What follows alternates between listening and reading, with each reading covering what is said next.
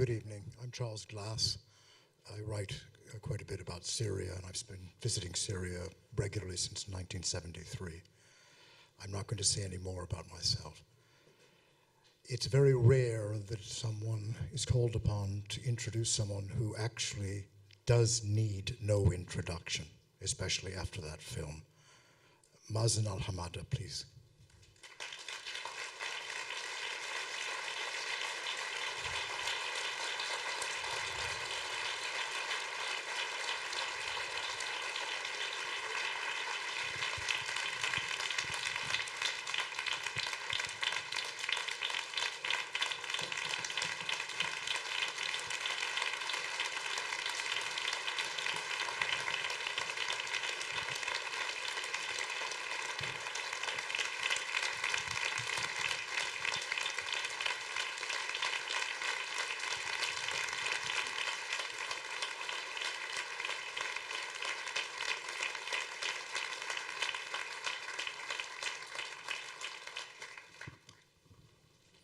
I'm going to invite to the stage as well other people that you've just seen in the film so that you'll be able to speak to them directly and ask them about the work that they're doing for Mazen and people who have suffered as he has. First of all, Stephen Rapp.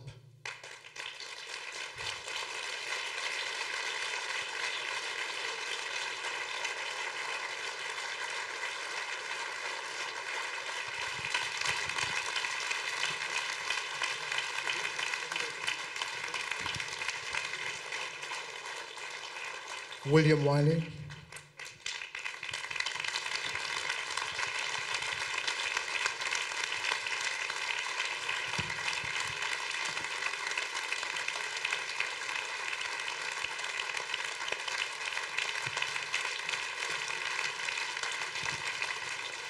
And Almudena Bernabeu.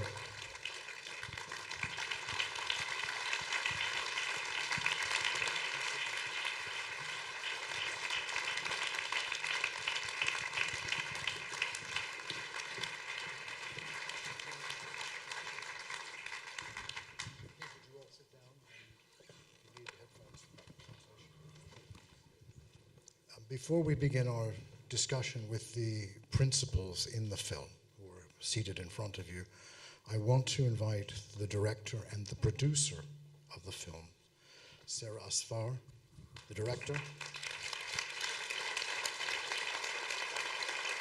and Nicola Kutcher, the producer.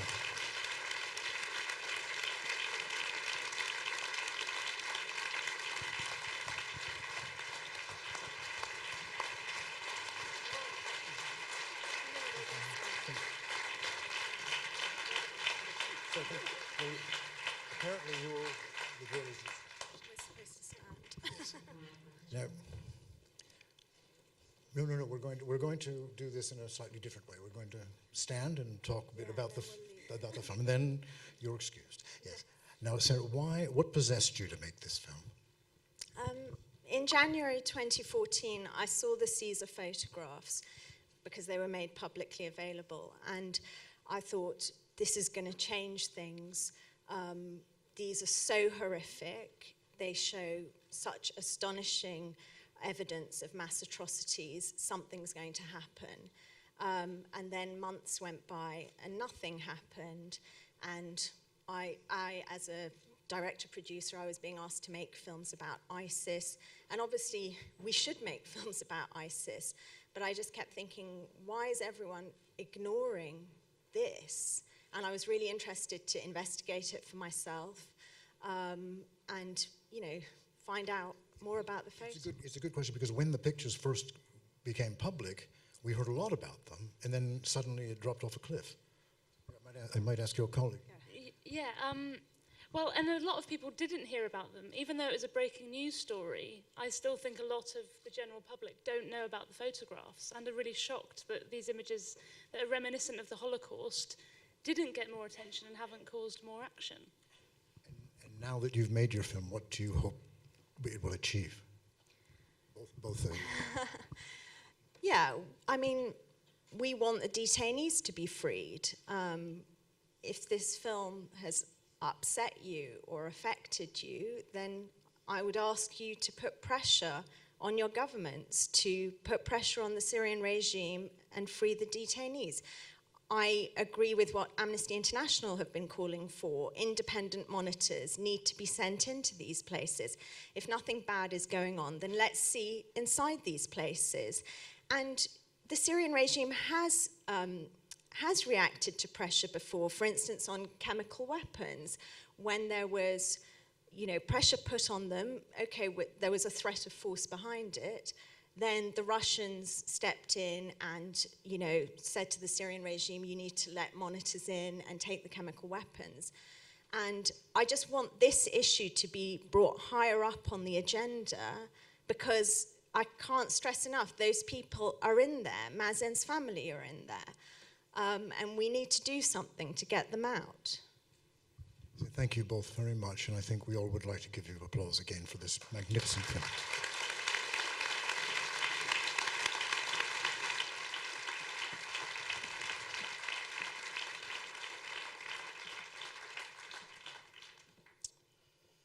Now, we've all seen the film, and it's time for us to talk to the people who have made this investigation, who are doing this documentation.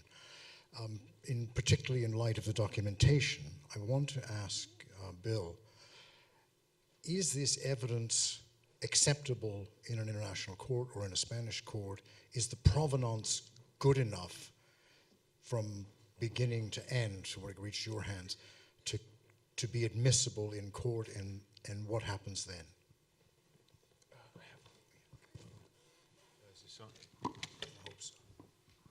Is it? Yeah, okay. Yeah, thank you very much for coming. The short answer, Charles, is yes. The documents are acquired from regime facilities inside Syria. In the main, it falls into three categories: security intelligence materials, which is what's most germane to the film we've just seen, military materials, and again, particularly germane is political materials or political structure materials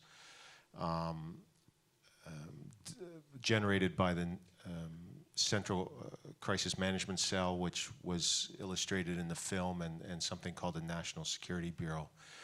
So as long as the provenance and what's called the chain of custody, so in non-specialist terms, where we find the materials and the way we've moved the materials through Syria and out of Syria into the West is properly documented. There's no problems in terms of admissibility as evidence at criminal trial.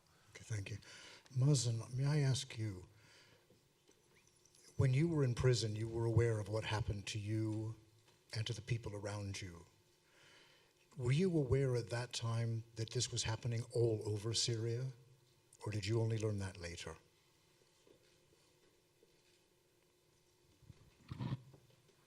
طبعا احنا اول شيء مساء الخير على الجميع ويسعد مساكم وعلى حضوركم جميعا. نشكركم من كل قلبنا على مشاعركم الجميله تجاه الشعب السوري وتجاه المعتقلين.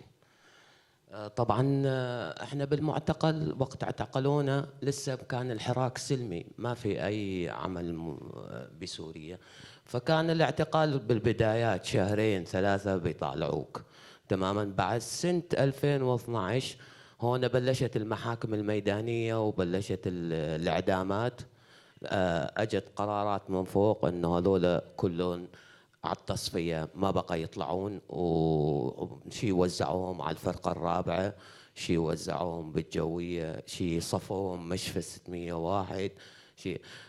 طبعا انا تجربتي كمعتقل، انا اعتقلت قبل الثوره واعتقلت بالثوره مرتين قبل هذا الاعتقال الاخير، فصارت عندي التجربه انك ما تفكر بالعالم الخارجي مشان ما تنهار، تفكر شلون تعيش جوه في عالم القتل والذبح والصلخ، وتحاول تخزن بذاكرتك كل شيء. بذا كتب لك عمر جديد وطلعت تقدر توصل هاي الرسائل وتوصل go on living and to try to memorize all these horrors we went through. And after that, when I was freed, I tried to evacuate all these horrors, and all these pacifists have been killed with all means. Steve, one thing I think you would probably be able to answer best here is there likely to be a release of detainees through public pressure or through a political process that involves an understanding between the Russians and the Americans and everyone involved in the war to bring the war to an end, and then that might be a condition of their release? Or is there a way of doing that, or getting them out before that happens? Clearly, there needs to be action before that. I mean, we hope for peace. We hope for the negotiations, which began again here a few weeks ago, the fourth time, will result in a peace. But we know how difficult that is. And these people are being held illegally in horrendous conditions. As Sara said, their conditions need to be monitored, and people that are being held without real charge need to be released. But certainly, as part of a peace negotiation, those that are detained would need to be released, and that raises questions, of course, about identifying those that died and providing information, which I think is also essential. As a former ambassador, do you think that could be on the American agenda at peace talks? Well, I think it's essential, and I know, to be frank, in the peace negotiations, the questions about truth and justice are difficult. You're dealing with a regime that denies the truth, and you're dealing with those that certainly don't want to have any prospect of having themselves held for justice. But as you see in all the discussions by those that come here and that represent the opposition and represent those 11 million people who've been driven out of their homes, those survivors of the 500,000 dead, how are you going to have peace in this country? How are people going to go home if there isn't one, at least, truth? And that has to be there. Otherwise, there's no peace agreement. They can't, their own supporters would say, no, you can't sign. You can't sign. That's part of the problem. So the issue of truth and justice, as we saw in Colombia, as we see in other peace plans that actually work, has to be on the agenda. And the failure to have it on the agenda so far is one of the reasons I think that peace has proceeded so poorly. And is it easier if you put it in terms, I mean, for the regime to accept if this is for both sides? It's for both sides. And obviously, justice in the future can't involve prosecution of everybody. It can't be debothification. There has to be, the key thing is truth, to find out what happened, and then dealing with a justice process that's fair, that's not based upon victor's justice, with judges representing Alawites and Sunnis and Kurds and Christians and others with international assistance. I think that would be the ideal solution. Obviously, those that are real guilty obviously will resist that. And you can't get it perhaps explicitly in an agreement, but the idea that you'll begin a process to work through that as part of the future of Syria is an essential thing. And to the extent it's not in a peace agreement, I can't imagine anyone who represents the opposition signing the agreement. And they said that much to me. And Almudena, what is going to be the role of a Spanish court in this? Well, first, could you explain for us again the jurisdiction issues and what outcome you expect? Is this on? Yeah. The jurisdictional basis in Spain, I think, are similar to other countries in Europe. Everybody, to some degree or another, is based either, particularly since the 1990s, and 2000s, based on passive personality, which means that the nationality of the victim will determine whether a national court has jurisdiction or the type of claim that you are alleging. In the specific case of Spain, who kind of started by accident, I promise you, this kind of trend when the sitting senator Augusto Pinochet from Chile was tried in 1998 and found in London, and then, but the law itself that allows for these kind of prosecutions or investigations to happen is pretty developed, even more so in other countries in Europe. So in Spain, after different legislature attempts to get rid of the law altogether, we had one little gap, which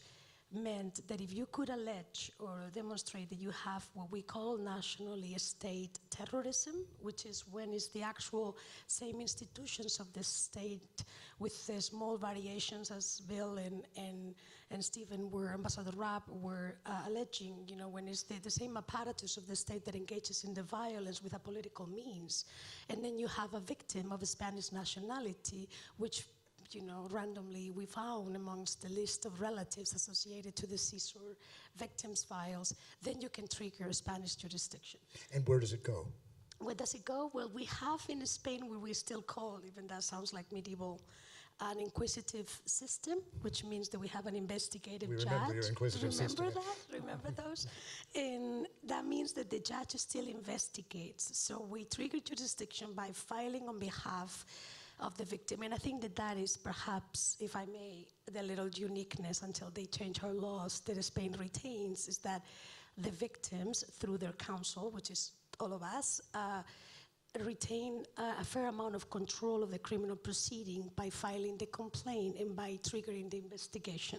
So we filed this on behalf of a sister, very much like the mom that we saw represented in the movie, who discovered in a very dramatic way the fate of her brother through the photos. And the case has been filed. It's a complaint. It's 96 pages, as much as I can reveal at this time. It has been adjudicated to one of the investigative chambers of the 9 with jurisdiction in Madrid. And we're waiting for the judge to rule on admissibility. And it may not be an equivalent, so I apologize, because we're always finding the proper way of procedurally telling the story. But the idea is that when the judge rules, if it rules the way we hope, which is that he processes this complaint, then a full investigation starts, which require, sorry, just to take too long, but just my favorite question in the world. No, but they will require witness testimony, procedural steps, documents, and for that, obviously, Bill and their work will be crucial. Steps on evidence that I think could expose and we hope contribute to the truth about all of this. Okay. Now, I'm told we have about 400 people here tonight, so I'm not going to hog the microphone any longer. We won't take 400 questions, but we will take as many as we have time for. So if anyone has a question, please put your hand up. The microphone will come to you, and you can ask it in any language. It'll be translated.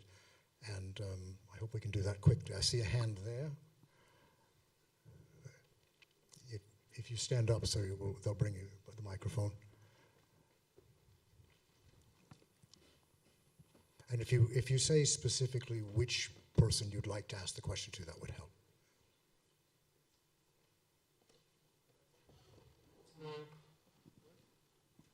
Can you hear me? Yeah. A question to Ambassador Rapp. Do you believe the Syrian question could ever be resolved unless Russia and the United States reach an agreement on the subject?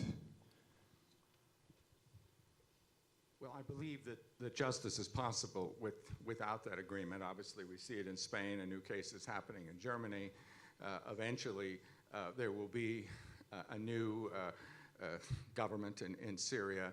There has to be, and the Syrian people will move forward on that question. But I don't, the idea that, it reminds me of some of the, I've spent a lot of time prosecuting in Africa. People say we need a deal, we need to have people sit down and negotiate that they're going to forgive the crimes that were committed against the innocent.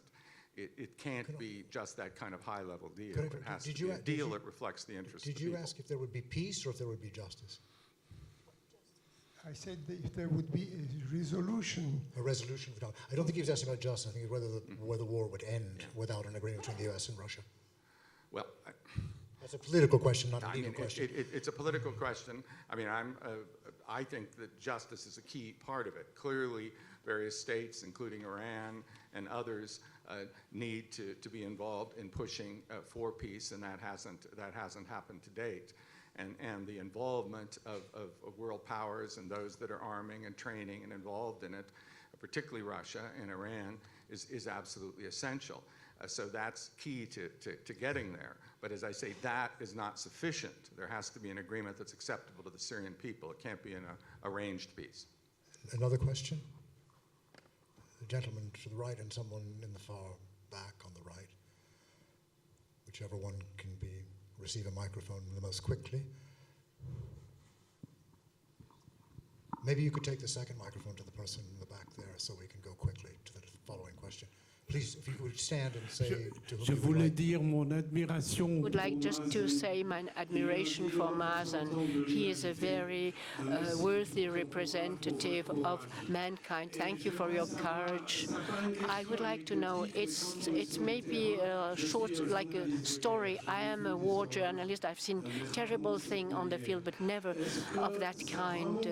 Does this somehow help to resist, knowing that somebody in Amnesty International came to visit you in the prison, or if there is a demonstration in Geneva, for instance, or if ICRC who can visit more prison, try to get in touch with you, what does it change? Do you feel a bit less alone, a little bit better protected, in spite of all the horrors around you? And Mr. Rapp, I'm wondering whether you are still free because of your new government.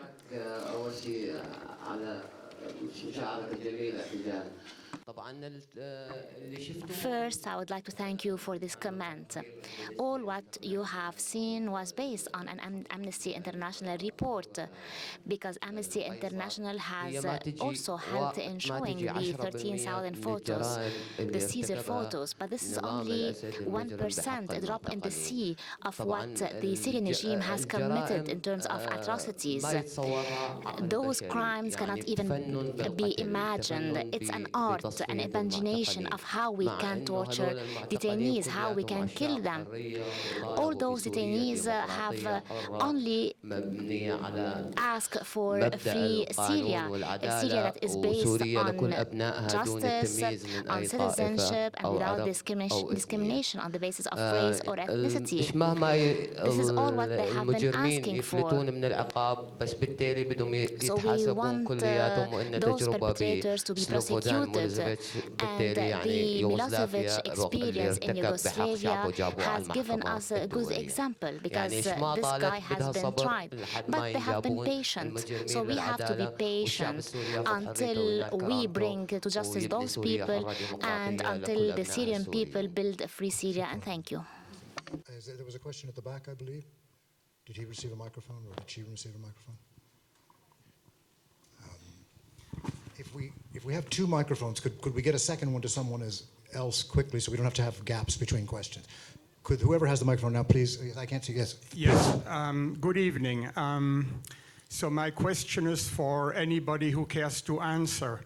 Now, although Assad carries an overwhelming, supposedly carries an overwhelming responsibility in what's going on with tortures and murders in Syria, don't you think that the overwhelming responsibility of the chaos in Syria, not only in Syria, but in Iraq, in Afghanistan, and in North Africa, namely in Libya, don't you think the overwhelming responsibility is with the United States, France, and England, who created all this chaos and who are responsible for the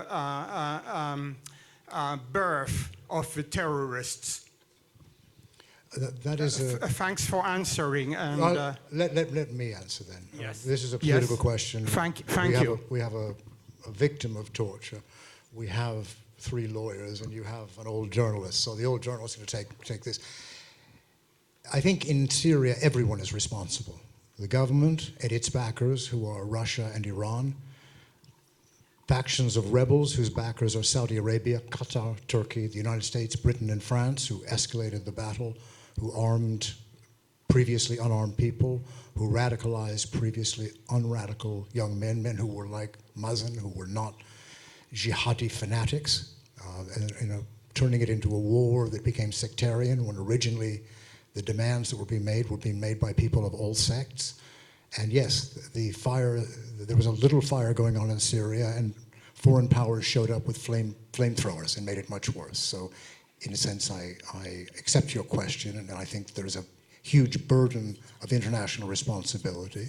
And part of the case against the Syrian government might also one day go to the Russian government and the Iranian governments, who cannot be unaware of what's going on either and are tolerating it. Now I would like to see who has the microphone now. Yes, please, sir, ask your question.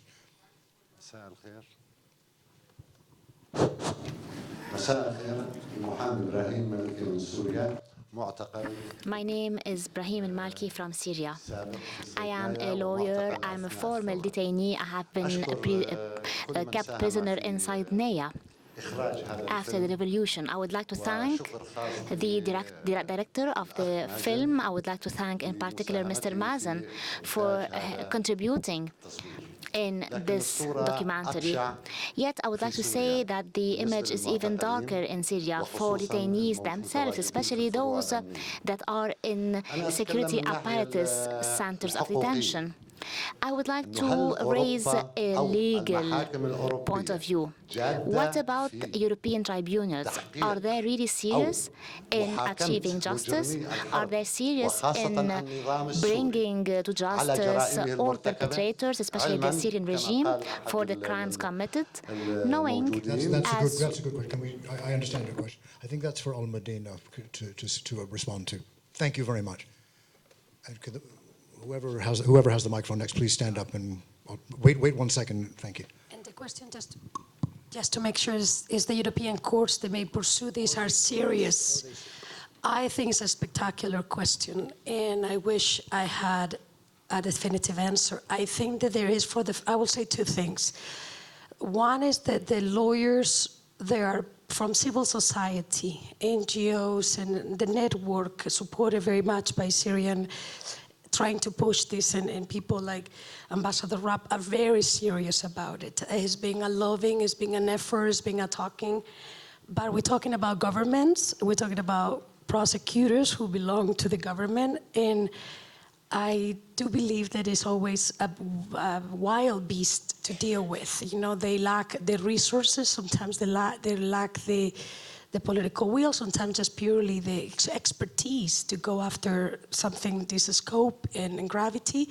But I do believe that for the first time we're seeing something, if this is the positive or the optimistic side of my answer, we're seeing something that we've never seen before, or at least certainly I haven't, and I've been doing this work, even though I look very young, for 20 years, which is the consensus that something needs to be done collectively as an answer of the lack of action of the International Criminal Court or the lack of Syria's maneuver capacity of the United Nations in light of the veto from Russia and Iran.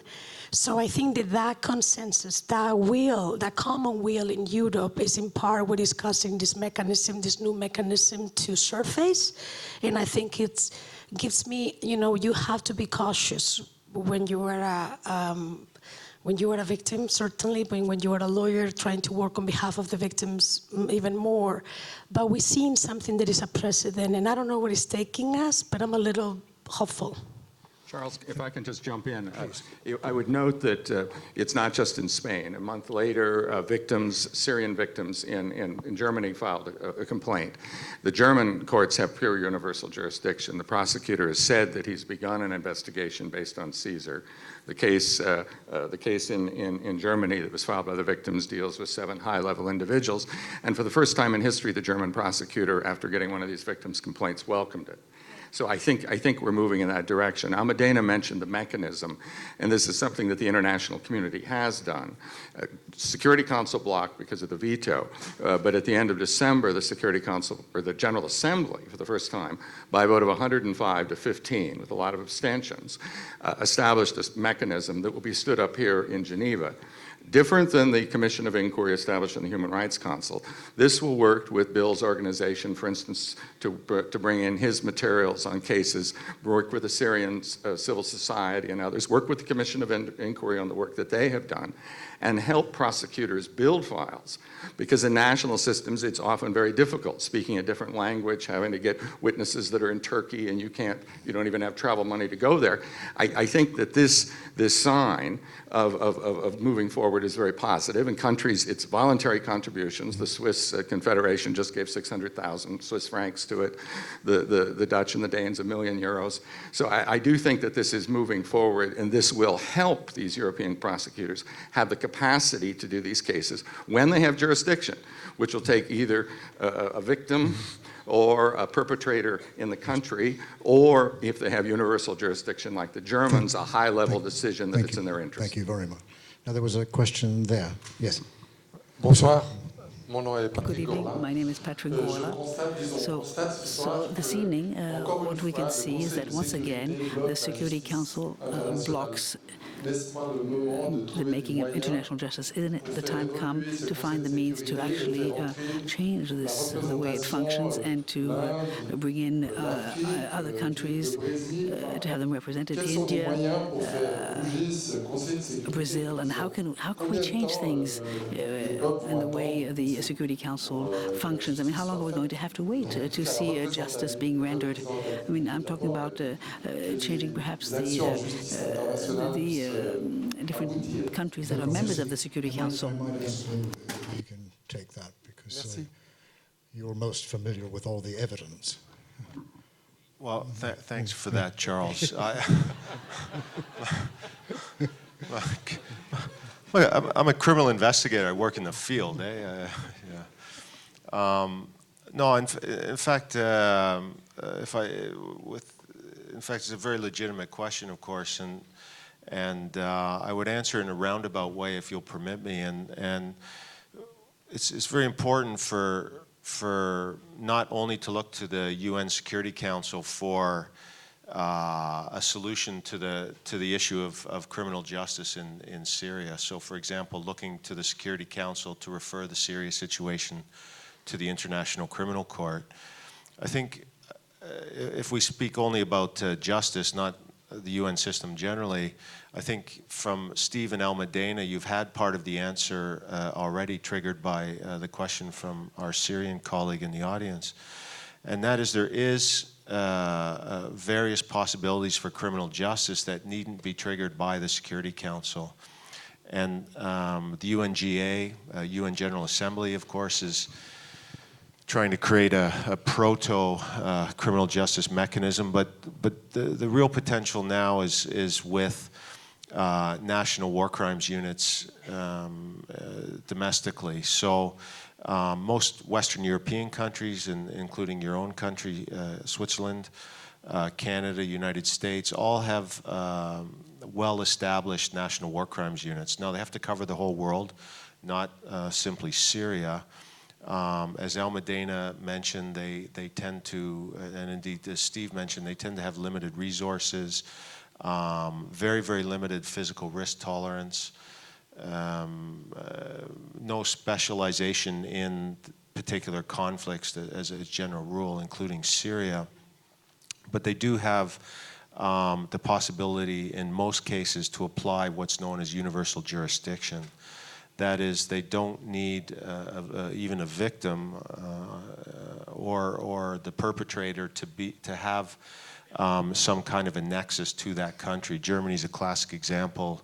Indeed, my own country, Canada, amongst others, of prosecuting war criminals who turn up on our territory, but have perpetrated crimes that have, no connection to Spain or Germany, Canada, and whatnot. And so I'll just conclude this roundabout answer to the Security Council question by saying that whilst we haven't seen much in the way of prosecutions or let alone arrests of Syrian regime perpetrators of any level, there's a great many perpetrators in Europe at the present time, generally of relatively low level, but there is some mid to upper level perpetrators that we're aware of, most especially in Schengen zone.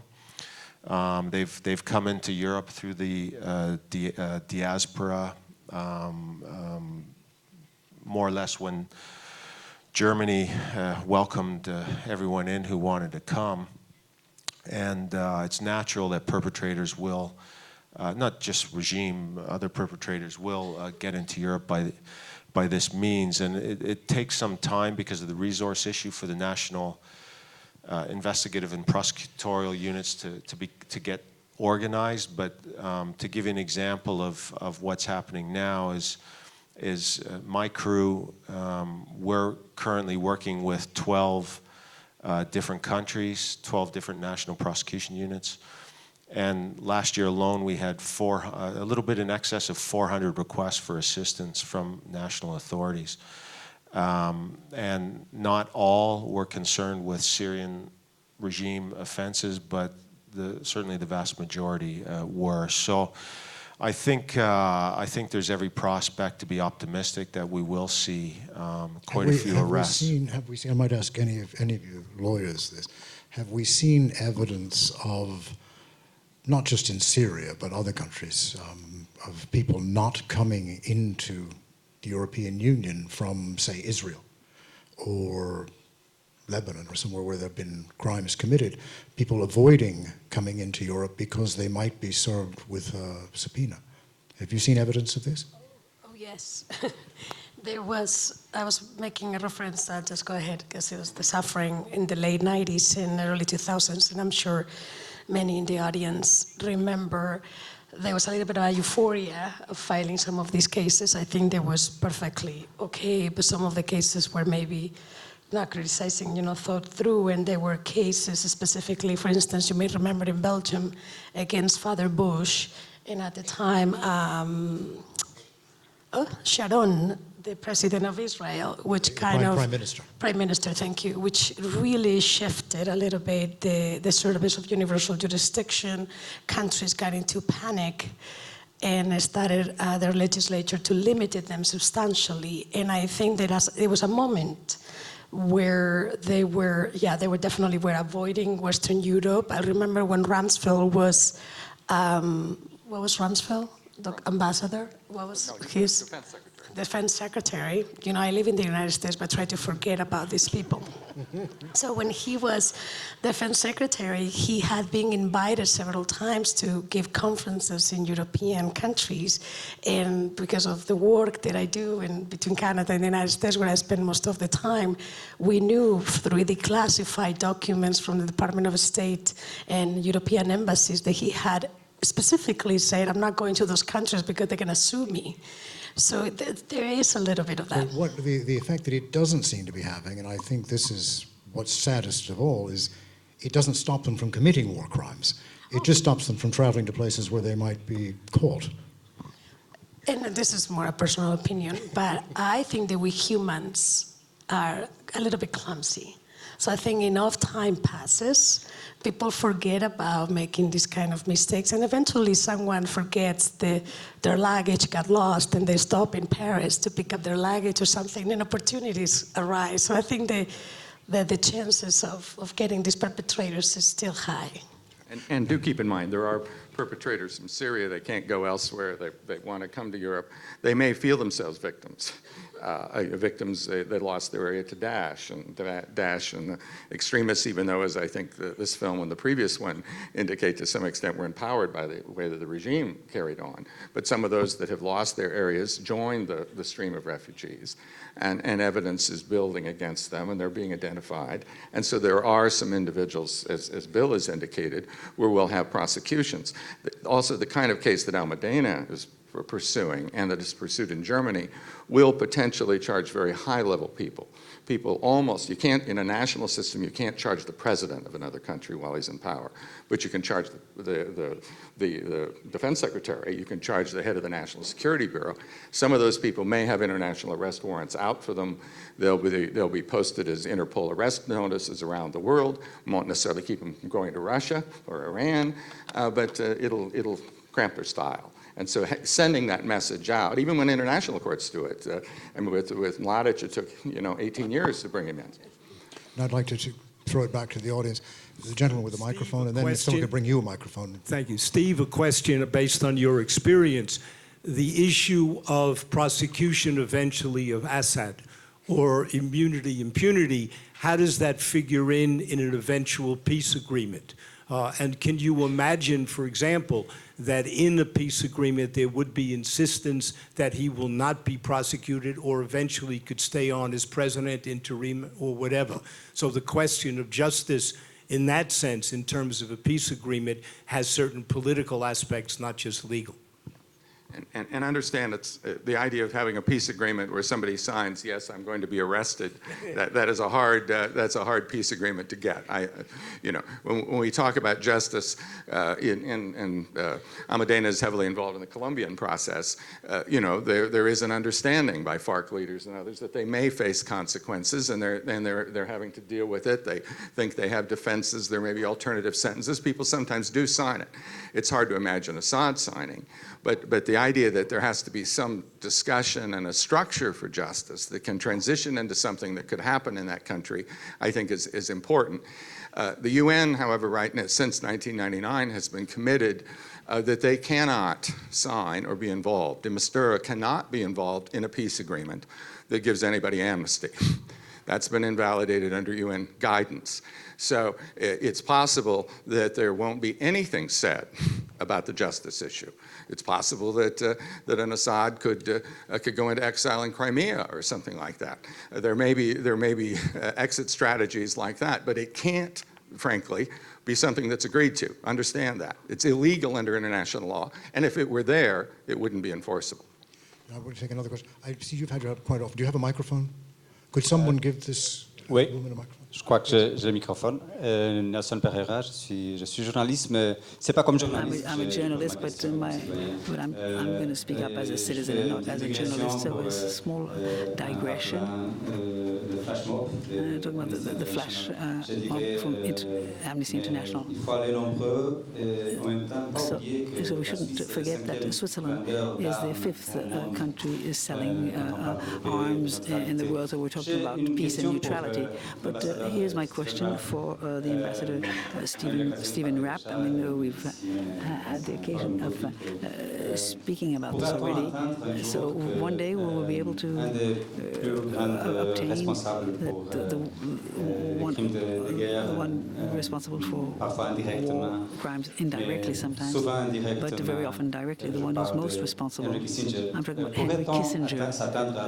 Could we expect to get him to actually stand in court and answer questions, or will he keep fleeing until he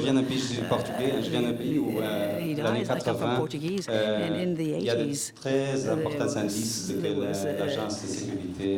there were signs that the American security agency was behind an attempt that killed the Portuguese Prime Minister and the Portuguese Minister of Defense. And this had to do with selling arms to Iran. Thank you. I just want to make sure I have a sense. This is and I try to follow the French, but we're talking about cases that arose in the 1980s and whether there's justice and sort of the responsibility of the United States and obviously. Basically, should Henry Kissinger be in prison? Yeah, but I mean, whether we are, and I mean, it's this more general question that I got. I mean, for 6 years I was an ambassador and came here and answered for the United States. I don't, as someone congratulated me being liberated from the United States at the moment, but just from a personal point of view, it's important to understand that the U.S. has supported accountability for crimes, and we supported the Hague case it's in Senegal, a leader whom we supported because he was fighting Gaddafi's proxy in the 1980s. He was convicted, sentenced. We contributed $1 million to that trial, and we're active in the Committee de Pilotage. We've assisted, and I attended the trial of Rios Montt, a dictator supported by Reagan, and our ambassador was there when he was our country ambassador when he was convicted of genocide. A case eventually set aside in their process on a technicality, but still a case ongoing. So one does recognize that countries make errors, and our own country makes errors, and we hold people to account, like the Blackwater Guards who shoot people in Mansour Square. They're great service records, but they get prison sentences of 30 years to life. So it's difficult to hold yourself to account, but you have to be true to your principles if you're going to argue for others. But of course, the U.S. won't be part of the International Criminal Court, will it? No, and under Obama, we became a very active partner of the court, but in the US, we have to get 2/3 of the Senate to vote for something. We can't get 2/3 of the Senate to vote for the Disabilities Convention, even though we have stronger laws on disability that are in the convention. We're the only country that hasn't ratified the convention on the protection, on the rights of the child. So it's very difficult to do those kinds of things. And so the United States has to develop a relationship where it supports the principles, where it works, engages with it, and says and follows them. But it's not as good as joining the court, but it's not politically possible. Okay.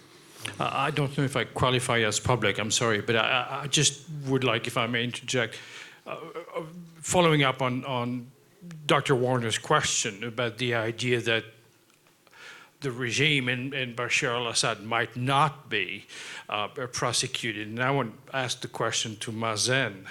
You made this extraordinarily strong statement saying that you would fight with your life to make sure those perpetrators go to justice. Give us a sense of what the Syrians that you represent would do and what it would mean if, instead of moving forward with all the instruments that we're seeing moving forward, including the mechanism and everything, suddenly you'd be told, well, there's a ceasefire, but Bashar al-Assad is going to go and stay for 2 years or 3 years or 10 years somewhere in a dacha near Moscow or in the Philippines or else.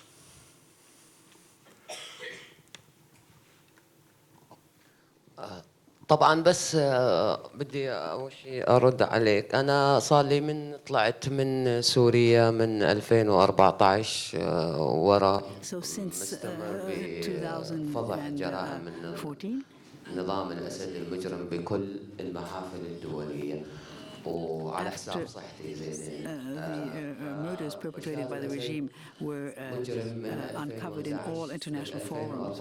Bashar al-Assad is a criminal. Between 2011 and 2014, there were no ideological faction, and there were no Islamic faction. There were no factions whatsoever. And between 2011 until the end of 2013, Bashar al-Assad killed the Syrian citizens, including any weapons, including those banned, like chemical weapons used in the suburbs of Damas or Adlib. And the international community remained totally silent, and the Syrian people cannot accept the fact that Bashar al-Assad will stay. I mean, he actually committed a sort of ethnic purge. I mean, and until Syria is free, Syria won't be free until he's gone, and then we'll be able to set up a law that whereby those who perpetrated the crimes would actually have to answer before the courts.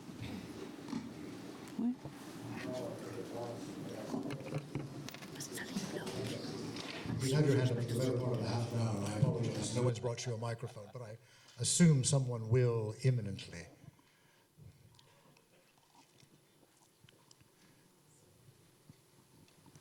Je voulais d'abord exprimer toute ma compassion. So I'd like to express all my compassion to this young man who suffered terribly, but I feel uncomfortable after watching this film. I feel it is slightly biased and simplistic.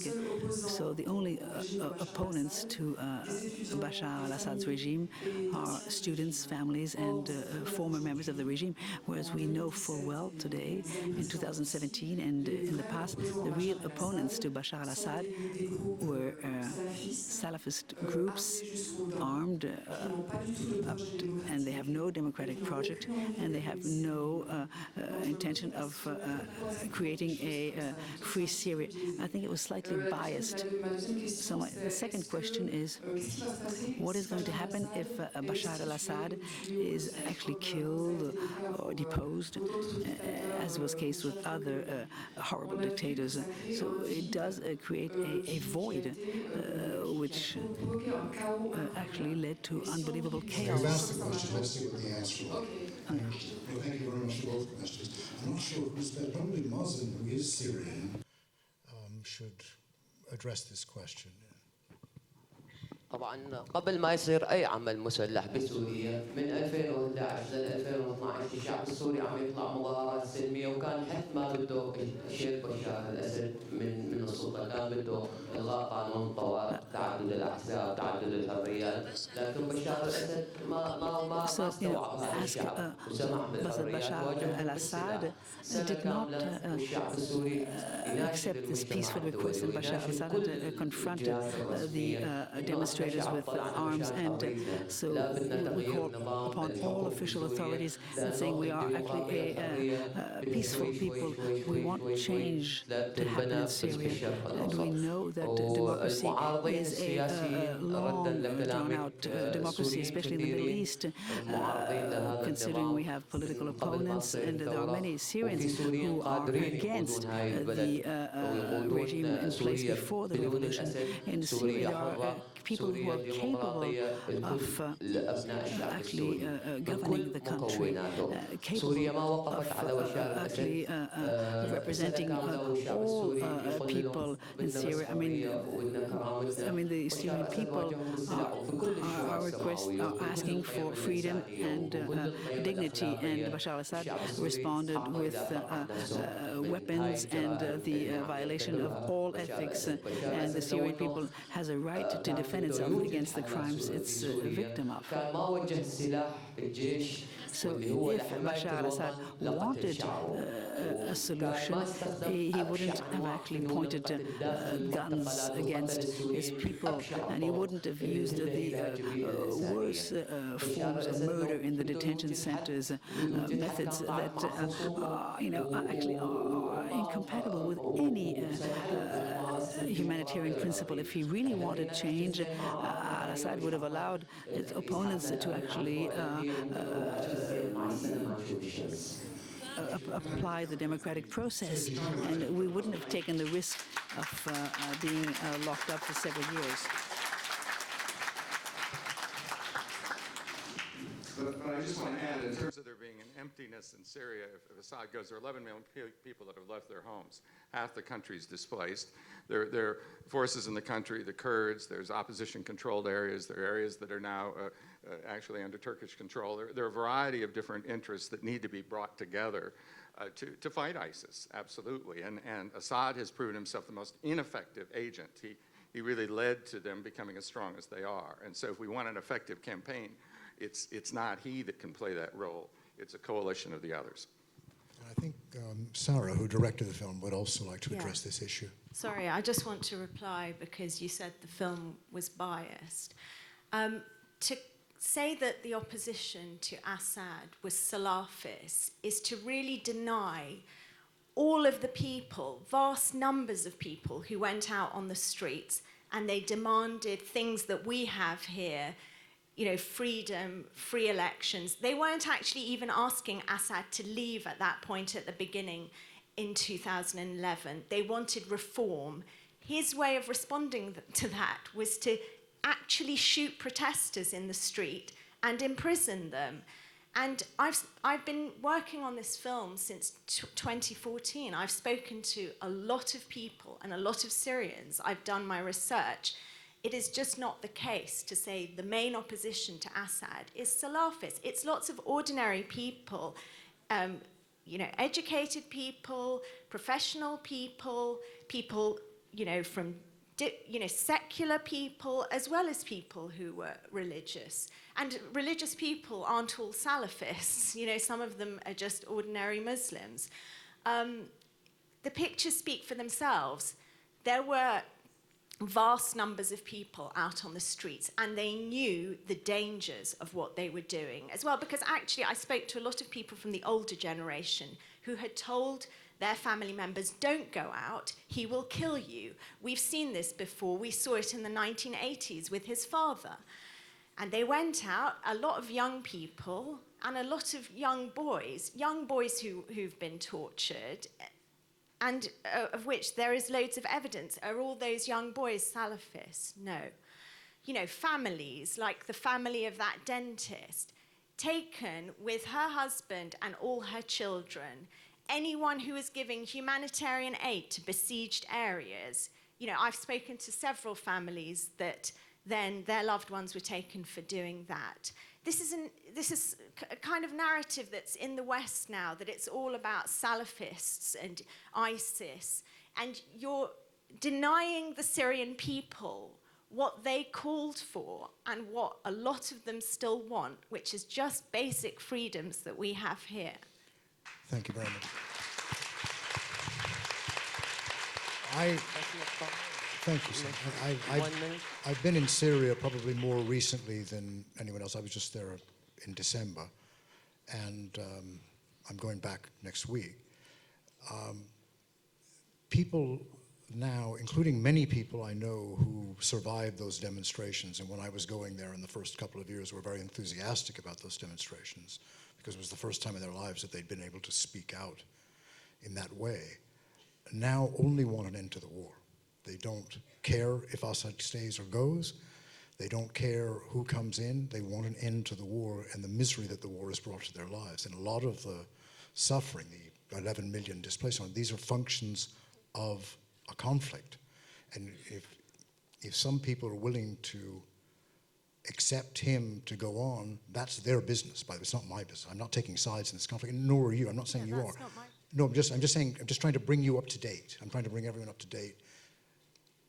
You were talking about an early phase of the war. Now, there's very little question that the armed opposition and the most effective armed opposition is Salafist dominated because they have the most money, the best weapons, and the most motivation to fight and to die. And they were the ones who were most successful at pushing the regime back in the last couple of years.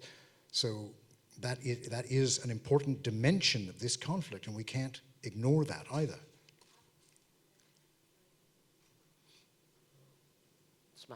Is it working? Can you hear? Yeah, I'm not denying that dimension, but the film is about crime. Yeah, I want to make one point. The film deals with crimes against humanity because a lot of these crimes were committed before there was any armed conflict.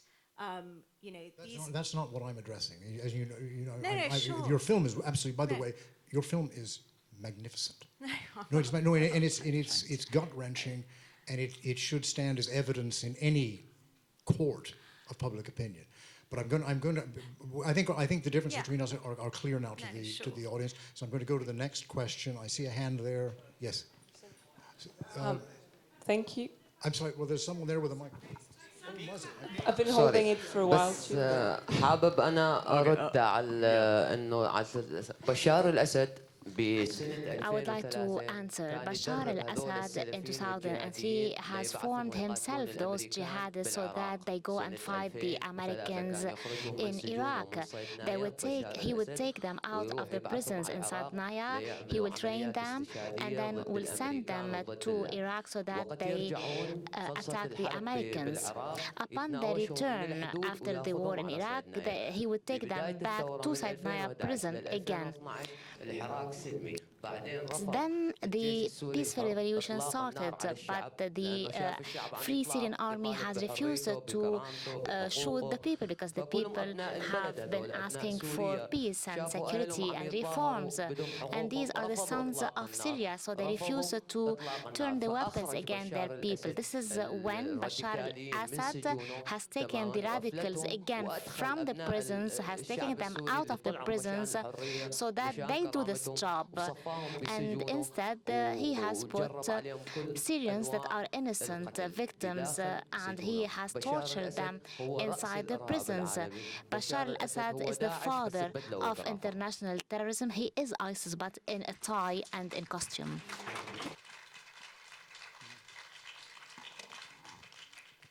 Hans Ivanovic from Amnesty. We have listened carefully to Mazen. We have seen the pictures, disasters. We have seen really a movie that has emotioned us all. But when I see everything what is happening out there, when I see and listen to this, why is the word, the genocide, not used more than it should in this case? because it is an ongoing genocide. If it would be qualified in that sense, isn't it, from the legal point of view, more power actually to address the international community and the deciders? I'll have to leave this to the legal experts on genocide. Who would that be? Well, a genocide is a very powerful word, and genocide was committed in World War II. It was committed in Rwanda. Courts have found that it was committed at Srebrenica in the former Yugoslavia, but not elsewhere. And genocide needs an effort to wipe out in significant part a religious or an ethnic or a national group. It doesn't apply in the case of trying to wipe out political opponents. A crime like the 2 million killed in Cambodia, there might have been some genocide against the Vietnamese and the Muslims, small groups, but it was a massive atrocity that was a crime against humanity. Now, is there, for instance, a genocidal campaign against the Sunni population? I think we lawyers would have a hard time proving that because there's still Sunnis supporting the government that are in the security services, et cetera. So genocide doesn't fit the term. And we see this unfortunate sort of aspect of, well, if it's genocide, the world needs to act. But if hundreds of thousands are killed and it's merely crimes against humanity, we don't need to act. And I think we both have to recognize both are mass atrocities, and we have a responsibility to act, certainly to act to hold the perpetrators to justice in a national or international court. Thank you. I think we have time for about 3 more questions, so please, if you proceed. Can you hear me? Yeah. Thank you very much to all the panelists, and thank you to the director and to Mazen for exposing the hard truth that hurts us as well. My question is directed to Mazen more. I know it's hard to imagine Syria in a few years, but do you see yourself, an activist, but also former detainees and people like you, play a role not only in bringing out the truth, but also in the reconciliation process and all that? Could you see yourself involved in that process? Thank you very much.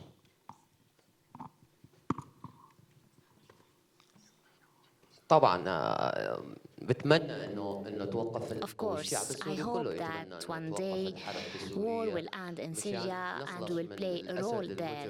We will be able to get rid of Assad, who has been killing the Syrian people. We will be able to build a constitution for a free, democratic Syria, and then we will fight terrorism that is transnational terrorism that has reached us from different corners of the world.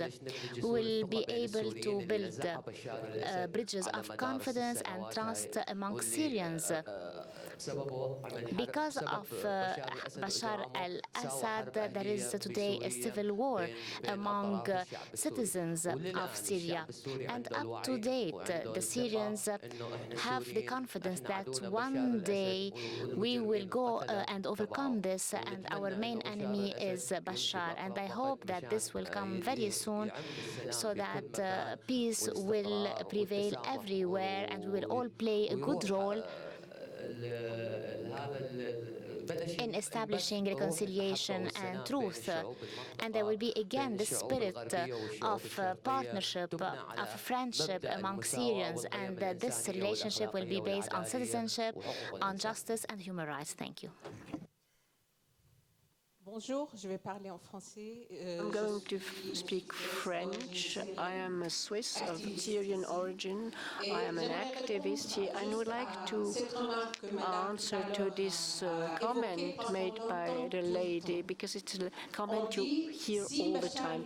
If Bashar al-Assad leaves the power, it's a void in Syria. But it's horrible to say when you think about what he has been doing up to now. He has just triggered he just triggered a flow of refugees, over 5 million. He killed nearly 500,000 of persons. I'm sorry, do you have a question? I just would like to say that this void, and I'd say this to all the person present here, if it were my country, if there is one guy who starts to kill his own people, who starts to destroy his own country, do you want to keep him? So so that we have no void. I think that in Syria you have many people who can govern the country. But if they are against Assad, they are going to be eliminated by him, and this is the only problem. Thank you. Yes, madam. Thank you. My question goes to Ambassador Rapp and Mr. Wiley. As it seems that we're going more and more toward a world where heads of states can choose what is fake news, what is not, where they can deny with a smile on their face. If you had one advice to the next generations of data collectors, truth builders, what would it be? Thank you. Well, Bill can answer this question, but it's one of the things this mechanism will confront. With the Caesar films, for instance, we have Assad in this film saying, oh, this is all photoshopped. No, I gave it to the FBI. The FBI reviewed the films with metadata. If a picture is photoshopped, it represents two pictures taken at a different instant. It wasn't that. Everything, as they concluded, represented real people and real events. So there are ways to verify things. I mean, you will have people will deny the most obvious things, and they will continue to do it. We've had that on the chemical weapons, even though we have this commission, the Joint Investigative Mission headed by a Brazilian, that found solid evidence of the use of chlorine gas by the regime. You still had the Russians vetoing the resolution after a completely independent technical investigation. So we'll have these political obstructions, but it is possible to verify this kind of evidence, and the kind of documents, the king and queen of evidence that Bill talks about, will be available in these cases. But I don't know if you would, I'm sure you can add to that. Well, I'm not sure that I can, actually, but look, I don't have, first of all, thank you very much for suggesting that I'm old enough to give advice to you, but perhaps for those of you who are interested in what would broadly be known as human rights issues, what you might do is educate yourself, and the distinction is not that complicated, on the difference between human rights advocacy and criminal investigations, because they're very, very different issues. Human rights advocacy, criminal investigations, ultimately they work to the same objective, which is to try to lessen the sorts of offenses that we see in the Sara and Nicola's film, and indeed to ensure that, however symbolic it generally is, that some people, men invariably, are held to account for these offenses. But the confusion between what's required in terms of evidence for a criminal prosecution and what's informs human rights advocacy efforts is starting, Steve might have a different, and indeed Almudena may have a different view, it's starting to make certainly my job very, very difficult, frankly, because we have to work, criminal investigations obviously work to a very, very high evidentiary standard, and human rights advocacy has a different standard of evidence that's suitable for its advocacy purposes, and where the two become conflated, it's very, very hard to raise money, and more money is needed for the criminal investigations. So it's a small thing, it's very, very simple, but to be very clear about what you want to support. You can support both, but understand that they are very different. Thank you very much. Thank you all very much. Now, I want to thank several people this evening for being here and for what they've done tonight and over the last several years. First and foremost, Sara and Nicola for this beautiful and unforgettable film.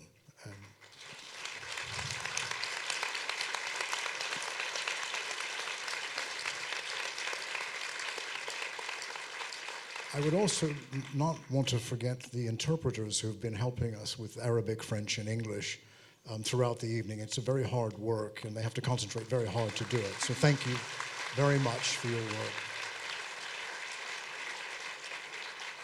What Bill and Steve and Almudena are doing is not easy work. It may come to nothing, it may come to everything. It may set a precedent that will make other leaders in the world, other henchmen in the world, think twice before they murder or torture people. I hope it does. It's not a futile exercise, just as the Nuremberg trials were not a futile exercise, although people nowadays forgot that precedent, but I hope that it will come back. So I want to thank all three of these lawyers for being here, but more than just for being here, but for what they're doing. All three of them. And most of all, we all owe a debt to Mazen Al Hamada for what he's been through, and with the dignity with which he has survived it and overridden it.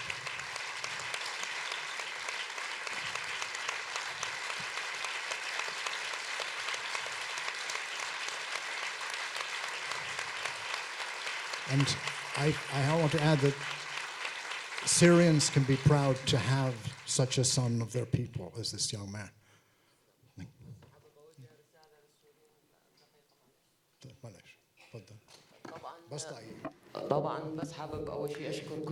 I would like, in my turn, to thank everyone. I would like to thank you for coming here and watching this movie. This film is a message to humankind. I left the prison, I left Syria, but there are thousands of detainees that are still there, and they are dying every day. So this is a message to the international community so that they see the crimes committed by Bashar al-Assad against people that have asked for freedom. It's a message also to those who are activists and would like to pressure their government so that they open one day and file cases against Bashar al-Assad. My thanks go to all of you from all my heart. Thank you for being there, and may the peace of God be upon you all.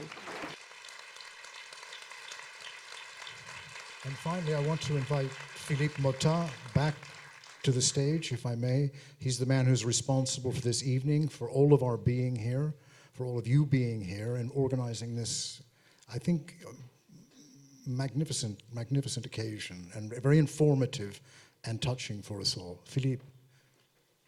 Thank you, Charles. Thanks to them. Sara, Nicola, please do come on stage. Vous dire merci d'être là, merci de votre... Thank you for being here, thank you for your commitment, thank you to this extraordinary quatuor with Mazen's team, Almudena Bernabeu. It's a great honor to be on the same stage as you are. Thank you to Sara, thank you to Nicola. It was an outstanding evening. I hope that you were as much interested as we were. Thank you, Charles Glass. And I go a bit down.